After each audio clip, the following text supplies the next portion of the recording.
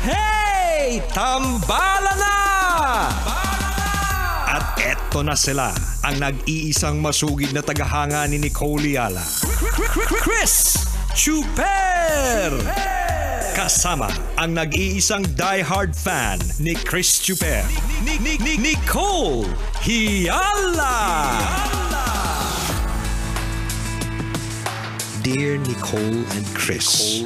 Dear Nicole and Chris. Dear Nicole and Chris. Dear Nicole and Chris.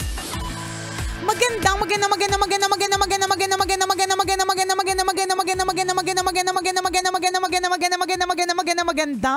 tanghali mga tambalanista, mga kabisyo, mga kabasic. Hi partner! Hi partner! Hi mga kabisyo, dahan-dahan sa pagsubo Ay nako, ano bang kasi buto yan ng bulalo, ano ba? Huwag mo masyadong sinisip-sip, malunok-mulat yan. Correct. Minsan alam mo kung bakit may mga iba na ang lalaki ng mga subo. Nakikita ko yan sa mga anak ko eh. Yun yung parang ayaw malamangan. Oo. Yung parang ayaw mamigay. Kada hindi ko makakalimutan partner yung bunso ko 5 years old, sugapa. Nakikinikita mo na. Nakikinikita ko, apakasugapa. Sabi ko nga, alam mo, nag-uusap kami mag-asawa. Sabi ko, alam mo tayong dalawa, parang feeling ko naman na may ang puso natin ay generous. Pero bakit nag-produce tayo ng mga anak na parang sugapa?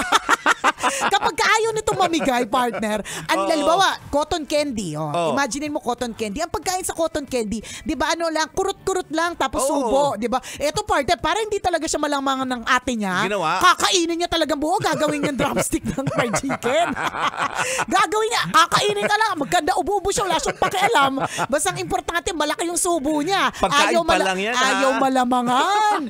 Ganun yung pagkakapagkain. Nakakatakot ha. Alam nyo, minsan na nagagalit tayo sa behavior ng mga anak natin. May kinaiinisan tayo mga galaw nila, di ba, a way of thinking nila, di ba, behavior nila. Pero minsan, reflection po natin yun eh. Uy, alam mo partner, sabi ko sa mga anak ko, meron akong kwento. Kaya lang yung kwento minsan hindi na sila naniniwala kasi yung mga kwento ko, halimbawa yung mga sabi niya ito nanay Gigi Era tong nanay ko eh. Kasi yung mga kwento kong pampatulog, partner. Gusto ko kasi yung imagination nila mag-flow. So ang mga kwento ko talaga partner, mga bahay na magiging candy, ganyan. Kaya kotse na pwede mong kagatin kasi tsokolate siya, mga ganun yung mga eksena ko. So kapag meron akong kwento, hindi sila sure kung maniniwala sila. Pero sabi nila, malaki na kami na, huwag mo kami niloloko. Ayun na nga. So yun ang eksena ko partner. Meron ako isang kwento tungkol sa kadamutan. So sanabi ko sa kanila na huwag tayong maging madamot. Although syempre bata naman yan. Parang feeling ko eventually mag-change yan. Importante mag-change. Ang mga tao ay nag-change, nagmamature, nagbabago, di ba? Darating yung time na ma-realize nila pinagloloko mo talaga sila. Hindi. Dadating yung time na magbabago din sila. Hindi rin sila magiging madamot. Hindi nila kakainin ng malaki yung cotton candy kasi ayaw nila magpalamang sa kapwa. Di ba nung mga bata tayo, ganyan naman talaga tayo. Di ba may karamutan tayo, ayaw natin mamigay ng pagkain natin kasi nilalawayin natin lahat. Correct. Diba? Totoo. Ganun na. O kaya minsan ang gagawin natin, bawa lollipop, ayaw natin mamigay ng lollipop. Ang ginawa ko dati, partner, hinuhulog ko talaga sa buhangin. Kasi ikaw lang ulit ang kakain. Ako lang ulit ang kakain. Basta importante, hindi ako makapagpamigay. So, ang kwento ko yun sa kanila. Sabi ko, there's a story, sabi ko, of somebody, sabi ko, isang bata na natuto siyang mag-share. Kasi meron nangyari sa kanya. So, sabi nila, what happened?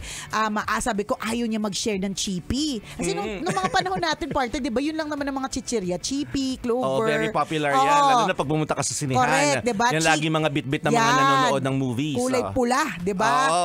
Yayamanin ka pag yung malaki yung kaya mong bilhin, di ba? Pero pag sakto lang yung maliit na size, 'di ba? So yung chippy yun talaga. So sabi ko, ayaw mamigay ng bata. So ayaw niya mamigay sa mga kapatid niya. Sabi ko, itong batang to, panganay siya, may kapatid siyang 3, sabi ko. Ayaw niya mamigay. Gusto ng mga bata na makakuha ng chippy, pero ayaw niya mamigay. So ang ginawa ng bata, dahil ayaw niya mamigay, ayaw niya pang kainin, tinago niya sa cabinet. Pagkatapos niyang itago sa cabinet, after a few hours, bumalik siya, wala nang laman yung chippy. Siyempre sila, nagtaka sila. Oo, hindi. yung nangyari sa chippy? Nagtaka yung babae, yung bata. Bakit nawala yung chippy, partner? Actually, nandun yung chippy, wala na siyang laman. Yung pala, una nang kumain yung daga. So sabi, so kinain siya ng daga, wala na kinabang. So talagang sabi nung anak ko, oh my gosh, really mom? Sabi niya, that's like karma, ganyan. Sabi ko, I know, right? Sabi ko sa kanya, nangyayari talaga yan kapag hindi tayo namimigay. Sabi ko, and you know why this is true? Sabi niya, sabi ng anak ko, why mom? Sabi ko, kasi ako yun. Ayoko mamigay sa mga kapatid ko. Akin lang chippy to, kasi sino tuloy na kinabang? Daga. Seryoso, real story yun. Na apektuhan talaga yung anak ko na parang, ay, oo nga, totoo pala. Meron pa nangyari sa akin, partner. 500 pesos. Di ba yung 500 pesos nung bata ka, pag naka-ano ka sa ninong at ninang, yung nanay at tatay mo, ganito ang spluk, ako na magtatago. Di ba? Di ba yan yung lalagay natin sa bangko. May mga ganyan, di ba? Yung mga panguutos sa atin ng mga nanay natin, nung maliit tayo. Totoo. Nung time na yung partner, ayoko talaga, gusto ko akin lang yung 500 kasi parang hindi talaga nangyayari na naibabangko. Hindi talaga nangyayari. So, ang eksena ko, partner, ang ginawa ko sa kanya, tinago ko yung 500 sa panty ko, sa may likod ng panty. Hindi sa harap, partner. Ay, nagpa-panty ka na pala noon. Medyo akala ko recently lang yun eh. Hindi, brief. Brief, yan. So, yun na, lalagay ko sa may likod ng panty. Tapos, nakalimutan ko siya. Nakalimutan ko siya. Umihi ako, partner. So, pag-ihi ko, nahulog yung 500 doon sa toilet bowl. Pero hindi ko nalaman. Okay, akala ko na-realize mo na inaanod na siya. yung may ipo-ipo ng ganon. Tapos hahabulin mo sana, kaya lang huli na ang lahat. Kasi nandun yung mga friends ng puwet mo. Umihi lang. Walang kasamang friends. Okay. Umihi lang. Pero normally, pag umihi, partner, nung bata ako, titingnan ko muna. Diba, bago ko i-flush. Ako, nung time na yun, tinamad. Hindi ako tumingin. Flush ko diretso. Hindi ako tumingin. Tapos yun na, yung sinabi mong nag-spiral. Nung tumayo ako, nakita ko nag-spiral. Huli na ang lahat, hindi ko na siya nakuha. Ayan ang kadamutan. Kaya simula nun, partner, talagang tumatak din sa isip ko na, pag medyo madamot ka pala talaga, pag medyo may ugali ka, may kaakibat talagang hindi magandang dadating sa'yo. Ang tanong, nag-gets ba ito ng mga anak mo? Nag-gets nila yung chippy part. Hindi ko pa naikwento yung 500 pesos na inipit dun sa likod ng panty. Siguro in time. Nag-gets sila yung lesson. Yun ang importante, feeling mga ko kaibigan. naman, yung anak kong panganay, yung bunso ko, sa kasalukuyan, nagdadamot pa rin siya ng cracklings. Alam mo, paborito niya chichirya, cracklings. Baka naman po, chippy cracklings. Kanina po kahit kami isang box lang, pwede na yun. Kanina po kami nagbabanggit dito ng mga brands. Favorite niya yung cracklings, partner. Puti-puti na ng bunganga niya, partner. Dahil maasim, di ba? Ang puti-puti, di pa namimigay yun. Yung puro gas-gas na yung ngalangala. Pero hindi niya titigil at hindi siya mamimigay. At pag kumuha ka ng higit sa isa, sasabihin niya, I did not tell you to get more than one. May sariling rule. May sariling rule. Sabi niya, I was still thinking about it, mom.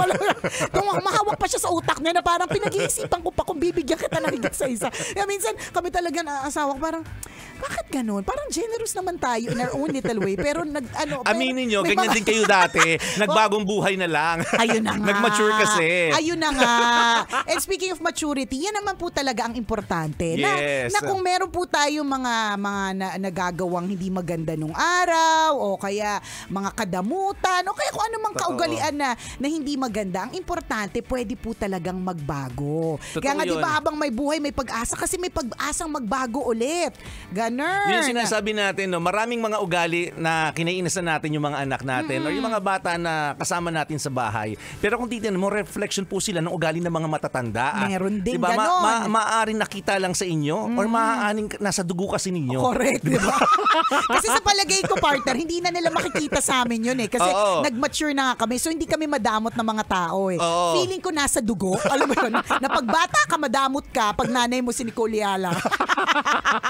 Feeling ko may ganon. Nag-evolve na nga lang kasi nga nagbagong buhay. Pero mga bata tayo, nung bata ako, ganun din ako. Diba? May karamutang taglay din ako nun eh. Lahat naman tayo may ganyan eh. Pag alam kong lalapit sa akin yung pinsan ko, o kaya kalaro ko, tapos meron akong ube, dinuduraan ko talaga eh. Diba? Matibay na lang ibang mga... Lalawayan ko, ultimate palibot ng dahon, yung ube na binibenta sa gilid, sa tabi-tabi. At yan, diba? Yan po ang alamat kung bakit lumaki at humaba po ang dila ni Chuper. Kadidila ng mga pagkain ayaw niyang i-share. Diba? Nakakaloka. May mga ganyan tayong taglay. Pero ang mahalaga, diba? Ang mahalaga is we develop through time. Diba? Oo Na naman. eventually, maging ayos din, maging okay ang ugali, ganyan. Kaya pagkabata pa, huwag ka masyadong kabahan kung bawa na nakikita mo, ano ba yan? Parang nagpapalaki tayo ng mga dupang na mga bata, di ba? Hindi. Lalaki pa yan. At syempre, role mo bilang isang magulang na i-guide sila, di ba? Yun naman yun. At alam nyo po, kahit matanda na, hindi ibig sabihin na porke matanda na, hindi natututo, ha? Ako, neto lang ako natuto tungkol sa scamming, eh. Di ba na bawal pala magpauto? Most of the time, nauuto di ba? Sabi ko, nung nasa 30 ka pa, ilang lalaki naluloko sa'yo. Hindi ka pa nauuntog Bulag na bulag pa rin sa pagmamahal Hindi pa rin ako natitinag. Kasi nga, ever-evolving po ang tinatawag na pagbabago. Tama po ba yun? Correct. Tama po ba yung mga pinagsasabi namin ngayong Feel Good Lunes? Father JJ Bautista na nakatutok ngayon kasama si Jonathan. JJ. Correct.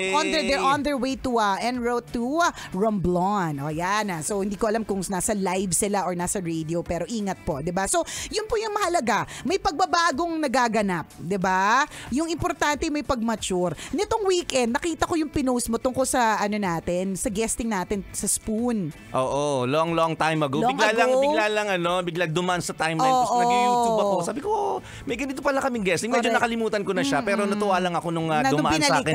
Na parang Totoy at ng mga nini pa kami. Ibang-iba yung kulay namin. Correct. Yung timbre ng boses namin. Tama, batang-bata. Mataas at matinis pa. Yung kulot ko na parang hindi gumagalaw, di ba? So nag-evolve na rin ang makeup, ang hair and makeup, Tsaka di taba ba? pa ng pisngi mo noon. Correct. Hindi, tsaka pula-pula. Talaga, parang blast on. Nag-blast on ka, ganon. Tapos, nung panood ko yun, nag-cringe talaga ako. Nanghina talaga ako dun sa isang adlib ko doon. Trailer lang siya hindi siya buong yung shinare mo. Nung pinanood ko siya, sabi ko doon, ganun talaga kapag cum laude, mabilis matuto. Sabi ko talaga sa sarili ko, kaya pala may mga naiirata sa akin dati. Ganito yung mga linyahan ko. Kailan mo na-realize ito kahapon lang? Kahapon. Sabi ko, hindi, kasi maybe during that time, hindi, but basically, of course, joke yun. Joke na totoo. Na syempre, mas mabilis talaga mag-observe ng utak pag medyo matalino. Pero kailangan pa sabihin, te. Alam mo, yun sabi namin, pakinamin sa'yo. yun yung sinabi ko nung pakapanood ko. Sabi ko, so, kailangan mo pa sabihin, te. Kaya nga, nirepost ko yun, tapos nilagay ko doon. Kinaption ko yung sinabi ko Ganun talaga pag cum laude, mabilis matuto. Tapos sinabi ko doon na, buti na lang may tinatawag na maturity. Pwede talaga magbago ang isang tao. At yun yung pangawakan natin for today. 'Di ba? Minsan iniisip natin, wala na sigurong pagbabago. Ito na yon. Hanggang dito na lang. Kung ano man, 'di ba? Pwedeng sa tao, sa ugali, sa sitwasyon, ay hindi po 'yan totoo. Correct. Magbabago. Lahat pwedeng magbago. And make sure yung pagbabagong yan ay para sa ikabubuti ng sarili mo at ng mga taong nakapalibot sa'yo. Correct. Diba? Yun yung mahalaga. Totoo yun. May pagbabagong taglay na magandang klase ng pagbabago. Yung pagbabago na matutuwa ka sa sarili mo kasi alam mo, ay naku, dahil sa pagbabagong ito, nagdadagdag ako ng ligtas points sa langit. Bumabait ako. Diba? Or pagbabago na pampatalino. Diba? At maganda din ito para sa mga nasa paligid mo. Tama. Na, ay, ang kakatuwa naman, dati siyang ganito, pero ngayon, ganito na siya. Hindi yung, ano ba yun, dati siyang mabait ngayon. Diba? So, dapat pagbabago na makakatulong talaga at pagbabagong mabuti. Kailangan pa bang i-memorize yan? Basic! Kailangan pa bang i-memorize yan? Love Radio Basic!